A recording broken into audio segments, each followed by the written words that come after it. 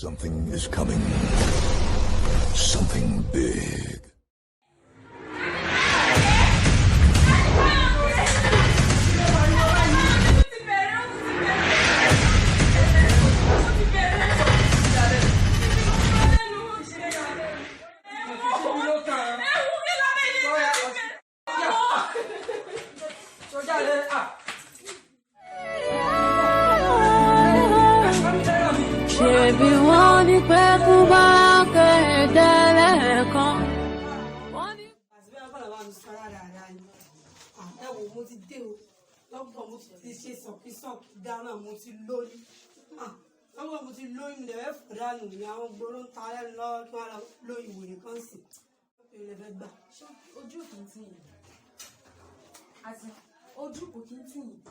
Last time bẹ́ẹ̀ ṣe wá náà ní tí mo lé yín padà ṣé ẹ ní ìtìjú ni ẹ mọ̀ kan tí wọ́n àti.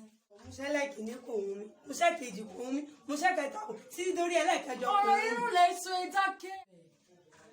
o lè rọ́kùnrin ìfẹ́ mo lè bẹ́ẹ̀ sọ mo bẹ́ẹ̀ sọ bó o gbọ́n ṣọlá àwọn tó ń tẹ̀ tó ń fún ẹ lóyún tí wọn náà bá wọn bàjẹ́ ọjọ́ ọ̀la tí ẹ náà fẹ́ bàjẹ́ wọn ní ẹni good àti wọn ní anything wọn ní anything wọn ní nǹkan gidi tó fẹ́ ṣe fún ẹ. mo ti kọ́lé mo ra mọ́tò ẹ lè máa lọ.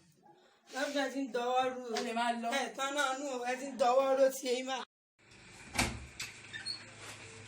Ọ̀tọ̀ ẹ fi ṣe.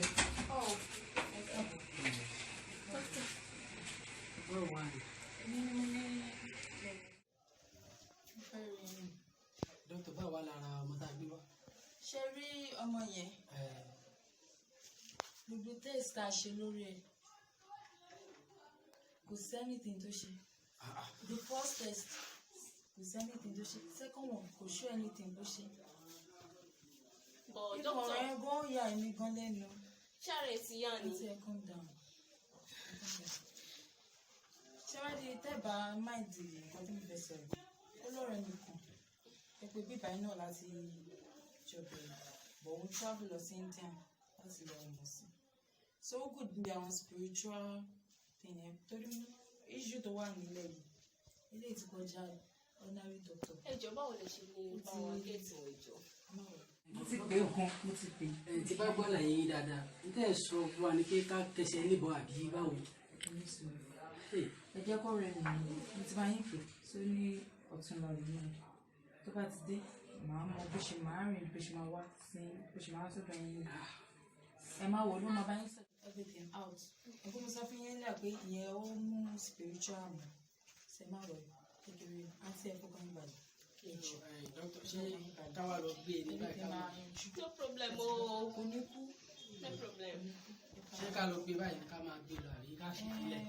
Ẹ lè máa gbé lọ. Pété bá fi sílẹ̀ nígbà kí wọ́n lè jẹ́ pé. Ṣáde Káyọ̀dé. Àǹtí ẹ calm down. Sẹ́yìn kò sí problem. Ẹ ti bẹ́ẹ̀ ṣe sùúrù ẹ̀jọ́ mi lọ. Kò sí gbọ́ yín o. Ṣe sùúrù. Everything máa wà òkè. Tó bá ti dé, máa bá yín yanjú ẹ̀.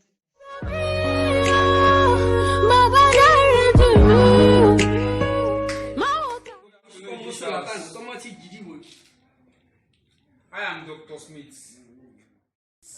Èmi ni Dr. Baspe oyè yín láti all the way from India ni mo ti wá síbi bí oyè yín tí mo ti ṣe dé gbàrà lánàá báyìí ni mo sọ pé màá wá jí bá yín lónìí oyè yín. Ṣé yìí ni dókítà tó lè máa wá? Yes, I am. Ẹ ṣe dókítà. Ẹ ṣe. Calm down, madam. Calm down. Calm down. Your problem will solve once I'm here. Oyè yín ọmọ náà dà. Ó wà nínú ilé ẹ máa bọ̀. Inú ilé ló wà. Madam, stop pushing me, man. Ẹ má bínú. Oyè yín. Ẹ má bínú. Ẹ má worry. Inú ilé ló wà. Ṣé Imbo? Inú ilé ni. Okay, madam. Ẹ máa fún mi ní 5 minutes. Oyè yín. Okay. 5 minutes. So, madam, ẹ lọ jókòó. Kò ní kẹ́yìn ọ̀kọ́kọ́ má tẹ̀lé mi o. Nítorí tí ẹ bá lọ tẹ̀lé mi táwọn àjọ ní bá lọ fọ́ yín létí. Oyè yín. Ara rẹ̀ ò yá. Oyè yín o. Ẹ ṣe o. Àti ẹ̀ wá dùn ó. Ẹni òfin yẹn lọ́kàn balẹ̀.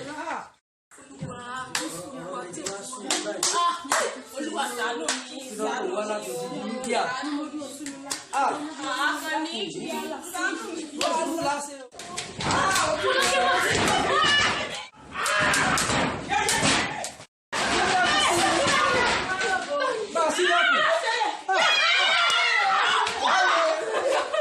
Ẹ wo mi ò ní sọ́kọ̀ o.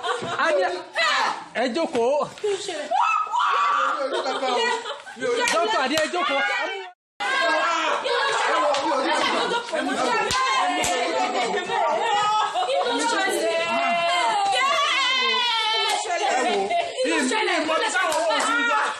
Àwọn owó mi ò mọ bí tó ti ń wá nígbà náà kọ́ mi ni. Ẹ wo ọgbọ́n ọmọ advice kan ni o ti fún yín bóyá ẹ lọ wá bẹ̀rẹ̀ kú ẹ gùn pa ni o. Ẹ wo.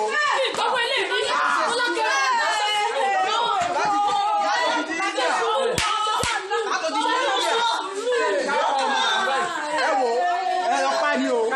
Ẹ lọ pa. Wọ́n gbà mí pa mi ò mọ ibi tọ́wọ́n ti wá o ẹ wo mo ń lọ lé mi ẹ wá mú mi jáde o ẹ wá mú mi o èmi kan tí mo ṣe wà máa lọ tọ́jú ara mi ní India ni. Àdé mọ bàbá yìí o. Àdé mọ bàbá o. Àwọn náà ti ṣe lọ. Ẹ wo. Mo fẹ́ mú ọ lọ sọ́dọ̀ Dr. Babs. Dr. Babs kọ́ o. Dr. Babs ò ní ṣe kó tó wà lẹ̀. India mo ń padà lọ báyìí. Àdúrà ni ẹ máa gbà o. Ó sún mi báyìí. India mo ń padà lọ. Ẹ rọra bọ̀. Àwọn ọmọ náà ṣe sùúrù náà. Ẹ ṣe sùúrù yóò kò ní kú mọ́ wa lọ́jọ́ sí.